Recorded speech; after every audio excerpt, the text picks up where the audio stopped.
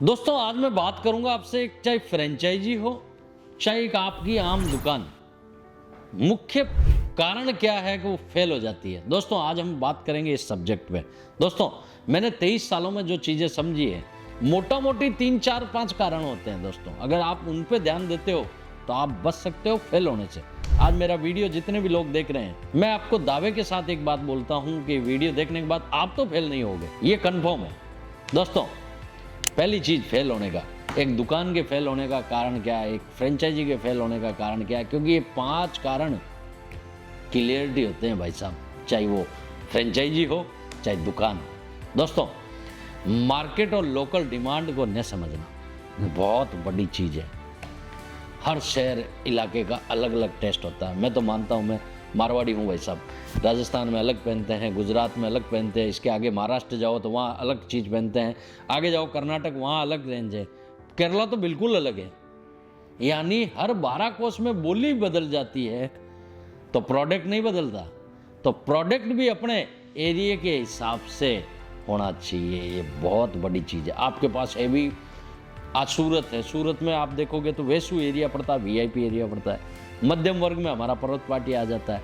तो आपके भी अपने एरिया में अलग अलग प्रकार के एरिया में आपकी दुकान होती है, और आप किस एरिया में बैठ रहे हो महत्वपूर्ण हिस्सा है।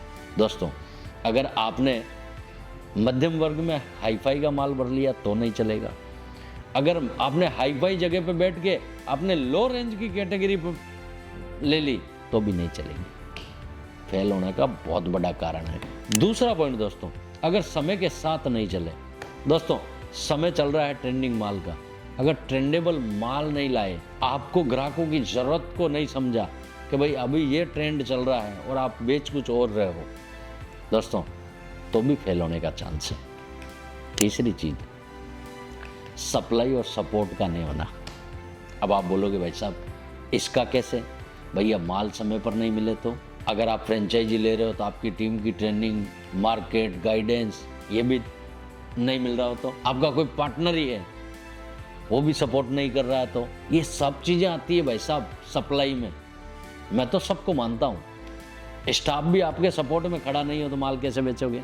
हर एक चीज़ें हैं भाई साहब, इन पे भी आपको फेल हो सकते हो अगर इन चीज़ों पे ध्यान नहीं दिया तो। चौथी चीज़, फाइनेंशियल खर्च और कंट्रोल का अनुभव। अब आप बोलोगे भाई साहब फाइनेंशियल खर्च कंट्रोल ये क्या हुआ, भाई साहब किराया है आपको ही देना है, आपका स्टाफ है, पगार किसको देनी है, आपको देनी है, मार्केटिंग अन्य खर्चे में बहुत चीज़ें आती हैं, इनका सही से हिसाब किताब रखना। सेल अच्छी होने पर प्रॉफिट नहीं बचता हो। अब मुझे बताओ भैया, किराया, स्टाफ, मार्केटिंग ये सब खर्चा रहेगा और सेल अच्छी नहीं हो तो प्रॉफिट कम हुआ तो नुकसान किसका, अपनी कंपनी का, तो अपनी दुकान बंद होने के चांस है ना, भूलने की जरूरत नहीं है। पांचवी चीज, गलत लोकेशन का चुनाव करना बड़ा पॉइंट है, जहां आना जाना ही नहीं है लोगों का, भैया कस्टमर ही नहीं है, कोई प्रोफाइल ही पूरी गलत लगा दी आपने, तो भैया बिजनेस की ग्रोथ ही रुक जाएगी। लेडीज बेडीज आना जाना ही नहीं है भैया उधर, तो किसी का गलत लोकेशन में जगह ले ली। दोस्तों छठा पॉइंट अगर मैं मानता हूं तो मैं मानता हूं जल्दी पैसा कमाने का गलत इरादा।